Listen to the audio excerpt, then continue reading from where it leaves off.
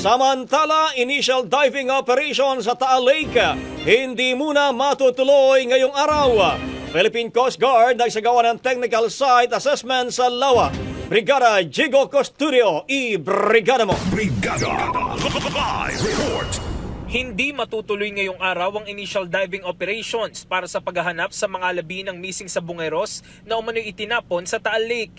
Ayon kay Justice Spokesperson Asek Miko Clavano, technical site assessment muna ang isasagawa ng Philippine Coast Guard sa bahagi ng Lawa kung saan posibleng matagpuan ang labi ng mga missing sa Bungeros. Susuriin muna ngayon ang kondisyon ng tubig, kung ito ba ay malinaw o malabo. Gayon din ang tinatayang lalim nito na ayon sa inisyal na impormasyon na nakalap ng DOJ ay nasa 30 metro. Dagdag pa ni Clavano, ang mga impormasyong ito ay hindi lamang nagmula kay alias Totoy, kundi mula sa iba pang credible informants. Naniniwala si Clavano na ang hakbang na ito ay may malaking maitutulong sa nagpapatuloy na investigasyon sa kaso. Samantala, kinumpirma ng Philippine Coast Guard na iniurong bukas July 11 ang search and retrieval operations. Pero ayon sa PCG, depende pa ito sa magiging lagay ng panahon.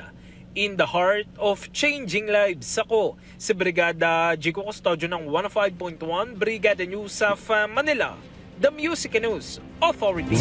Ang bahaging ito ay hatid sa atin ng Drive Max Coffee. Ligayang tuloy-tuloy.